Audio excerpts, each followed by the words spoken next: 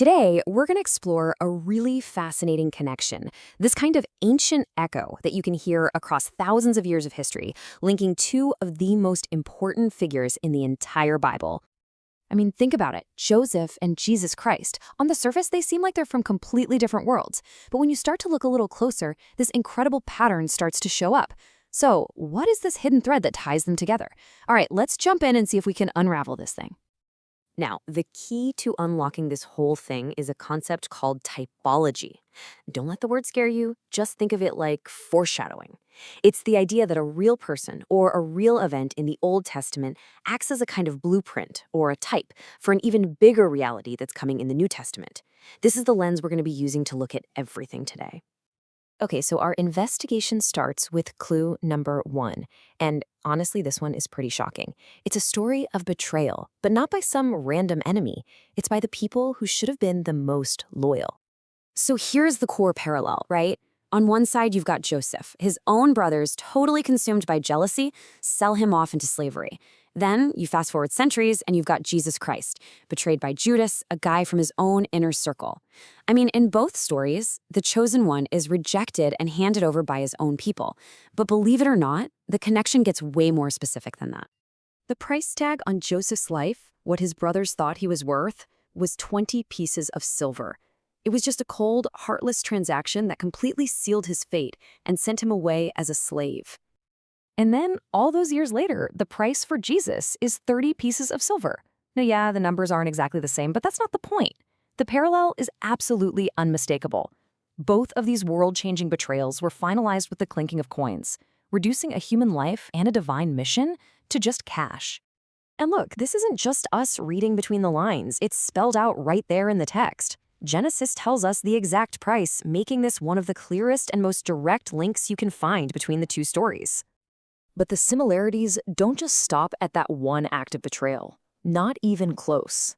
The connection actually goes a lot deeper, because their entire life stories seem to follow the exact same dramatic arc. First a terrible fall, and then an unbelievable rise to power.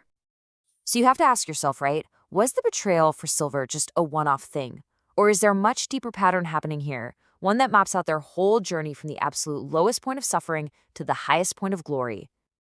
Well, check this out. Their shared path seems to have 3 distinct stages. First, it starts with incredible suffering. Joseph gets thrown in a pit, Christ is put on a cross. Then, that's followed by total humiliation, where it looks like it's all over. Joseph is wrongly thrown in prison, Christ is laid in a tomb. But then, from that absolute rock bottom, comes this amazing reversal, exaltation. Joseph is lifted up to become the second most powerful man in Egypt, and Christ is exalted to the right hand of God the Father. It's the same pattern. And the New Testament talks about Christ's journey in exactly these terms. His comeback wasn't just a recovery, it was a total victory that came after his suffering. And that's a core idea in Christian theology that, amazingly, has its ancient echo all the way back in Joseph's life. But why? Why were they both lifted up so high? Well, this brings us to our third, and you could argue the most profound parallel of all. The whole purpose behind their power. It wasn't for them. It was for the salvation of other people. Okay, this is where it gets really interesting when you break it down. Both of them become a savior for their people. Joseph uses his authority to provide literal, physical bread, and he saves an entire generation from a terrible famine.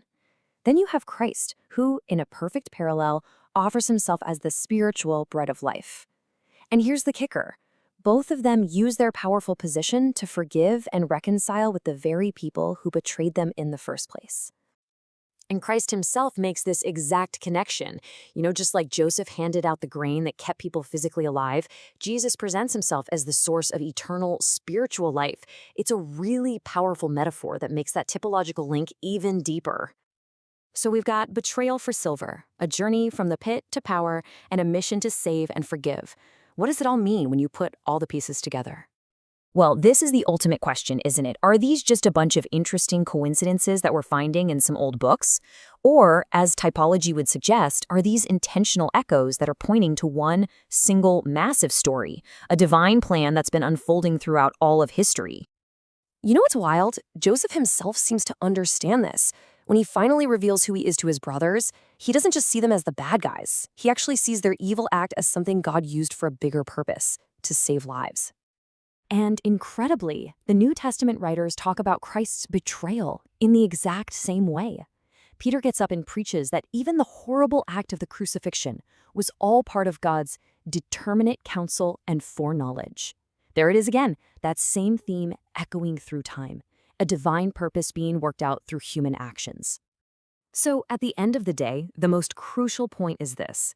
The ultimate parallel between Joseph and Christ isn't just in the little details, it's in the big message. Both of these stories scream that even the absolute worst things people can do, betrayal, evil, they can't stop a divine plan for salvation. In fact, God can use those very things to make it happen. And that kind of leaves us with one final thought to chew on. If the story of Joseph really is a deliberate echo of a greater story that was still to come, it just makes you wonder, what other clues, what other ancient echoes are hidden in these texts, just waiting for us to find them?